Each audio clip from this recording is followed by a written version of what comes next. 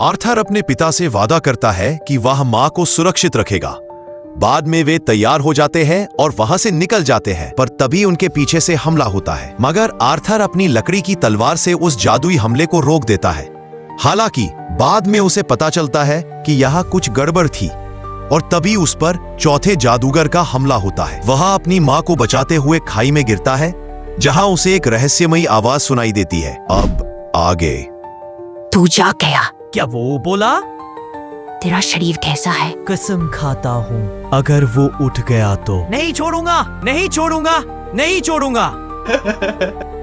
फिक्र मत कर, उसका अंत हमेशा के लिए हो चुका है। अच्छा तो ऐसा है। रुको, इस अनजान आवाज पर यूं ही भरोसा मत कर लेना, चाहे वो कितनी भी मीठी और हम्बल क्यों न लगे। तुम कौन हो? क्या तुम वही हो जिसने मुझे बचाया? हाँ, तेरे दूसरे सवाल का जवाब है। पहले सवाल का जवाब तुझे तब पता चलेगा जब तू मेरे घर पहुंचेगा। तुम्हें यह काफी यकीन है कि मैं तुम्हें ढूंढने की कोशिश भी करूंगा। इस जगह से तुझे घर सिर्फ मैं ही पहुंचा सकती हूँ। सही कहा। मेरा घर, रे, एलिस और ट्विन हॉर्न्स वाले, और मेरा प्यारा छोटा सिबलिंग। क्या वे सब ठीक है? क्या वे जायरस सुरक्षित पहुंच गए? मिस्टर वॉइस, क्या मैं आपको रास्ता पूछने के लिए थोड़ा परेशान कर सकता हूँ, ताकि आप मुझे अपनी मौजूदगी का फायदा दे सके? तू समझदार है आर्थर लेविन, हालांकि किसी लड़की को मिस्टर कहना थोड़ा अजीब है। रुको, उसने कैसे जाना मेरा नाम? मैं तुझे रास्ता दिखाऊंगी। ये सब क्या हो रहा है?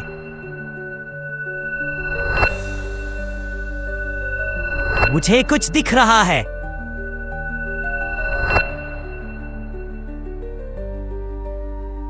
क्या वो एक गुफा थी? मेरी सलाह है कि हम अभी चलें। दिन के उजाले में सफर सुरक्षित रहेगा। जैसे जैसे तबीयत धीरे धीरे ठीक होने लगी और दोपहर तक तो जैसे दर्द खुद ब खुद गायब होने लगी थी, मैं सोचने लगा, उसने मुझे गिरने से बचाने के लिए कैसी जादुई शक्ति का इस्तेमाल किया? उसे कैसे पता चला कि हम गिर रहे हैं? और फिर उसने सिर्फ मुझे ही क्यों बचाया? जितना मैंने इसका हल सोचने की कोशिश की, उतने ही और सवाल आ गए। प्लीज, ये वही हो जो मैं सोच रहा हूं। ओ भाई, मजे!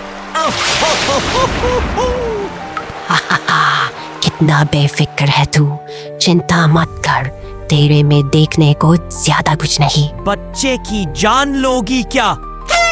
ऐसी बेइज्जती करने की हिम्मत आज तक किसी ने नहीं की। माफ करना, मैंने तुझे डरा दिया।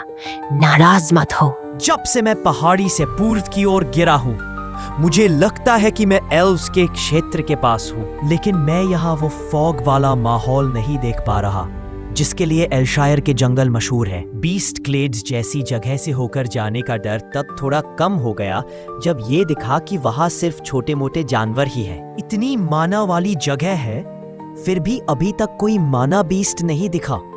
थोड़ा हैरान हूँ, काश यहाँ की माना को थोड़ा सोख पाता, लेकिन अब जल्दी निकलना होगा। मुझे अपने माता पिता के पास लौटना ही होगा। माँ गर्भवती है और मेरी मौत की चिंता उनके लिए इतना तनाव पैदा कर सकती है कि वो बच्चे के लिए भी खतरा बन जाए। बस दुआ है कि वो अब भी जिंदा हो। खुशी हुई कि तू सुरक्षित यहाँ पहुँच गया। तो तुमसे मिलकर अच्छा लगा। मैं कोई पत्थरों का ढेर नहीं हूँ। मैं तुझे इस चट्टान की दरार में मिलूंगी। पापा, मम्मी, मैं जल्द ही घर आ जाऊंगा। जल्दी में ध्यान रखना। अरे नहीं।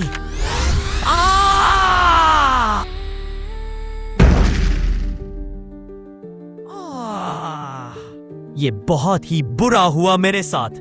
हाँ? आखिर ये है कौन? आखिरकार हम मिल ही गए। बच्चे, इतना मुंह खोलोगे तो मक्खियां अंदर चली जाएंगी। हाँ?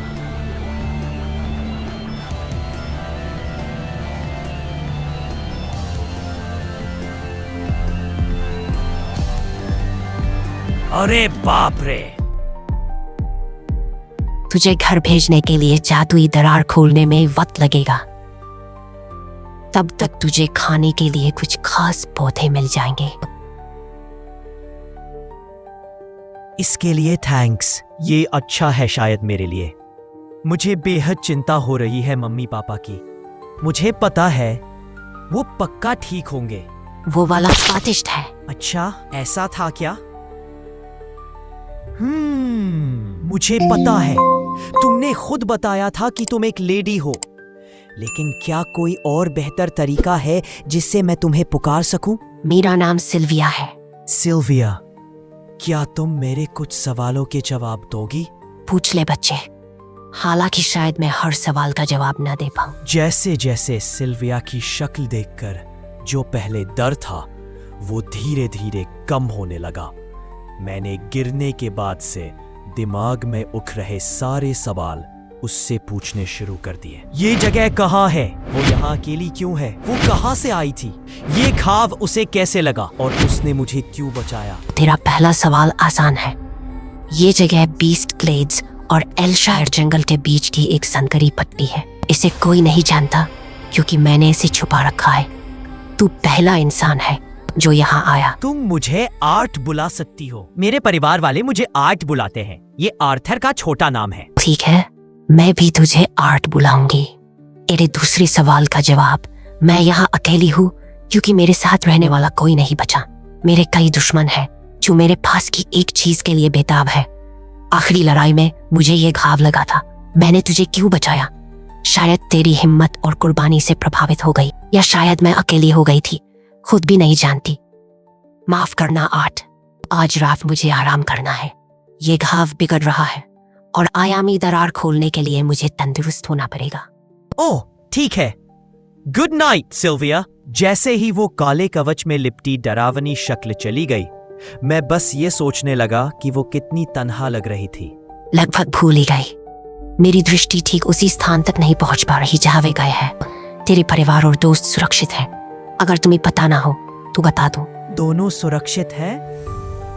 Sylvia, thank you very much. जब सिल्विया पोर्टल तैयार नहीं कर रही होती थी तब हम घंटों तक तरह तरह की बातों में मशगूल रहते थे। वो घंटे कब दिनों में बदल गए और दिन हफ्तों में, पता ही नहीं चला।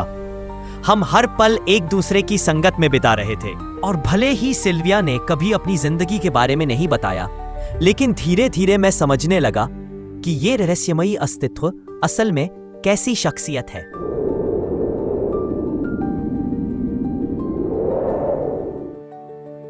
सिल्विया उस कहावत की जीती जागती मिसाल थी, किसी किताब को उसके कवर से मत आंखो।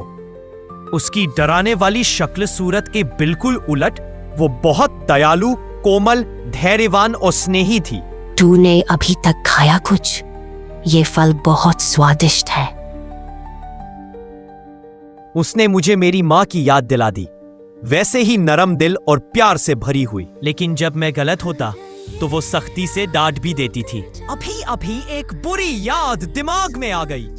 एक बार मैंने डाकुओं के लिए अपनी नफरत जाहिर की थी, दिल की भड़ास निकाल दी थी। अगर उनमें से कोई भी अब तक जिंदा है तो सच कहूं, उन्हें उससे भी बुरी सजा मिलनी चाहिए थी। वो मरने के पूरे हकदार हैं। एक एक को पकड़ पकड़ के मार दूंगा।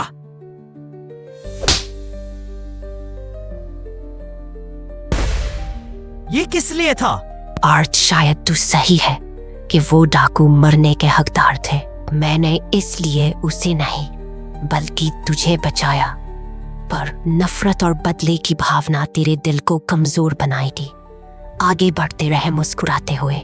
मुसीबत फिर आएगी, पर दुख और गुस्से को अपने दिमाग पर हावी मत होने देना। उनसे सीख और मुस्कुरा के आगे बढ़, तभी तू जीतेगा।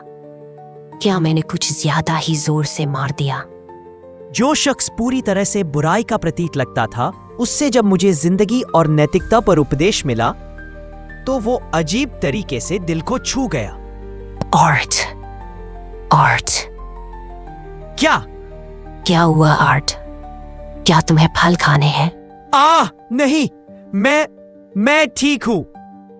सिल्विया, तुम्हारा घाव, ये तो और भी बिगड़ता जा रहा है। ये घाव कभी कभी बिगड़ जाता है। क्या सच में ऐसा है? एक सवाल पूछना चाहती थी।